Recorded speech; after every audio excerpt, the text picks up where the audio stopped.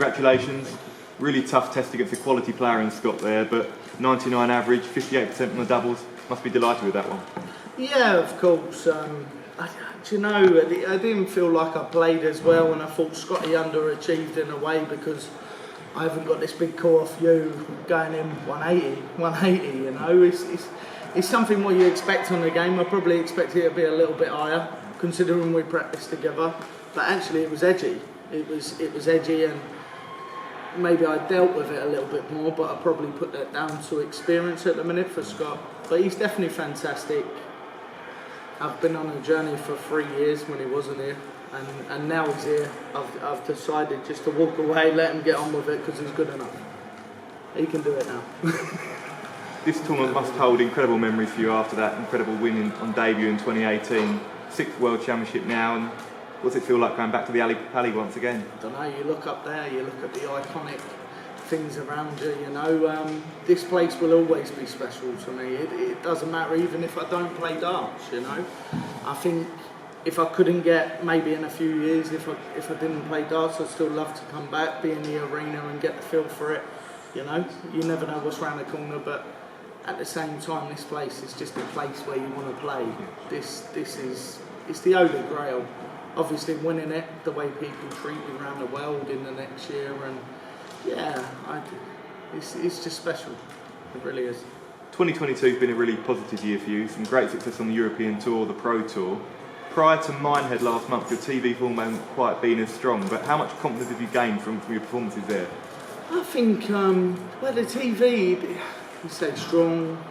Match play, I always get up for that. I've won it before, and I love that tournament also. And I lose with 103. Jose plays the game of the year, and he not played like that all year.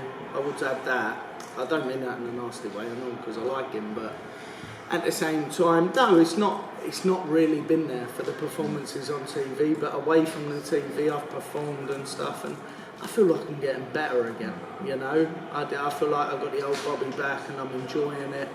Didn't quite enjoy today as much as I wanted to, but I feel good, I really do, and the practice game's going up, everything's good, and family life is great, and I have a great life, you know, and I owe it to the game.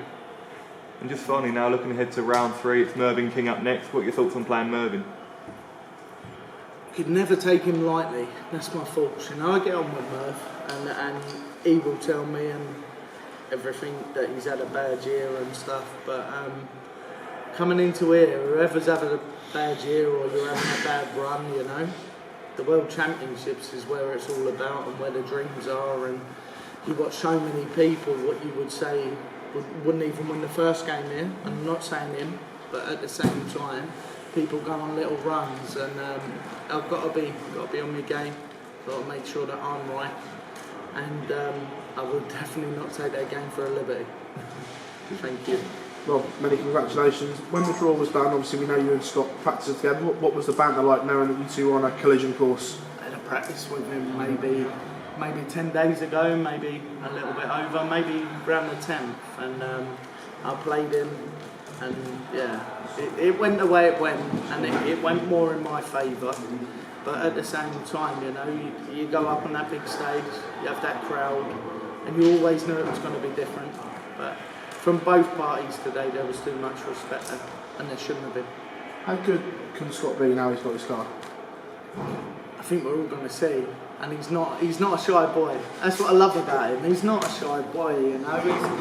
He's a little bit different to me in a way, because if he does something good, he always wants to tell you, he always wants to give you it, and that's the way he is. But you've still got to learn the game a little bit more. But the fundamentals are there now, and everything what that boy goes on to do, I wouldn't be surprised if I reckon he's going to earn a great living in the next year, because he's already experienced some of it. In the next 2 years, I'm going to put my neck out there, and I'll never do it, and he's going to win a major, because the boy's that good. On yourself as well, some good news. Back in the World Series, been picked for Bahrain. Now, you know where this is going. You obviously made the comment in the bet with Dan in the beginning of the year that you wouldn't play in anything that was invitational unranked. What made you change your mind and accept the invitation? Well, I never practiced January, and I haven't got any holidays booked. and this is gospel and all. I haven't got any holidays booked, and I never practice January, and I walk into the Masters and I feel like a second-hand bit. So I thought, why not just go to Bahrain, catch a bit of sun, because I love a bit of sun, and actually enjoy my life. So why not, you know? And I'm going to walk into the Masters, and I promised this year, before this, I'm going to be ready. And that's going to be something what's never happened before. The Masters has never been my kind of tournament. I'm not a January player, but I will be next year. This smile you've got again, and the confidence, this is like you said, the old Bobby. Do you feel like you're starting all over again, and this is the Rob of 2018 again? I've been left alone, and to be fair, I've enjoyed my life. I've enjoyed my family. I've had great people around me, my sponsors, and to be fair, Rabbi and Kim, probably the best thing that's ever happened to me. They got me straight 2.5, 3 years ago, you know, and I've been on this journey.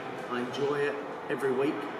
Even if I'm not winning, it makes me enjoy it. It makes me get involved in it. And to be fair, look, the principles are different now from me. And I think I conduct myself differently. I would have loved to do it 5 years ago, but maybe I won a world title where I was playing the darts to win a world title. I wasn't ready to win the world title mentally. And all these things, I watch the best players in the world. They've all took years to grow, all of them. And if I was the same, my best is still to come. Well, as always. Cheers, mate. Rob, do you see a little bit of Scott in yourself from years ago when you won that world title, and he's now burst onto the scene and had an incredible first year? I'm not going to run him down, but I'm going to be truthful. No, he can't hit doubles like me, he can't finish like me, in a way, in a sense. But that boy can outscore me every day of the week. Every day of the week, but I'm good at the end. You know, the back 6 darts, where you have to be tight and you have to put a big score in, you hit that finish, and then you get on with the next leg. But he will learn that as he's going. So how dangerous could he be in maybe another, even 3 months really? This boy's a grafter, he really works. Admiration for him, you know, he'd come on, and when he did come on, he stuck with it, he just kept going. Now he's got his own routine. And I think it's the best thing what could happen, because he's not relying on me now. For the last year, Scotty has done a lot on his own. He won a challenge tour, he's won other stuff, he's gone to many places, and for his game, I think that's the best thing. Because then, if he don't rely on me and with the process, he's got his own process. And the difference is playing darts, you know, I'd be the way I am, but other people will be different, and that makes us all individual in the game, and I think that's very important in the game. Look, we're not all the same mentally, and we're not all the same ability wise. We do great things, we do bad things when it comes down to that, but at the same time it's about getting it right for yourself, because we are all different. And it might look easy throwing darts at 7 foot sank, and look, it's a great game. Changed my life, but at the same time there's many more people out there where it's going to change their lives. And if that happens, well, who knows? I'm going to have to pull my socks up again. For yourself though, do you think a happy Rob Cross is the most dangerous Rob Cross, and that's where you are at the moment? I'm a bit of a weirdo, I suppose. I shouldn't really say that, should I, in an interview? I suppose if I was going to explain myself, I'm more mentally over ability, and I have to have this big routine. And if this routine don't happen, Bobby don't turn up, and if Bobby's not happy, Bobby don't turn up. So there's a lot of things what can go wrong with me, where other people just go up there and they do what they do, and that's fine, you know. But for me, when I do turn up and I am right, I'm dangerous to anyone in the tournament, and I'm there now. Perfect. Cheers, Rob. Thank you. Rob, like seeing when you won the world title, you came in under the radar, even though there was a lot of talk about you. Did you feel as if the same thing's kind of happening again? I enjoy it, you know. I don't mean this to sound rude when I say this, but I've had a bit of time away from the media, away from the lights. I've been able to readjust my life. I've been able to sort of have time with the boy at home, the newborn, you know, in the last 2 years. And I've enjoyed every minute of that. And I think just coming back now and just doing it for what I used to do it for, not because I have to do it, that is everything to me. I don't have to play darts if I don't want to, but now I want to play darts. And there's a massive difference between the two. But only really sort of getting that level head and level people around me what keep me in that way. I think that's important to me, you know. And how do we prolong it? How do we go forward? I don't know, but only time will tell. But no, at the minute I'm enjoying it, and that's where I want to be, you know. And enjoy Christmas. And you have a good feeling about potentially going all the way? What, here this year?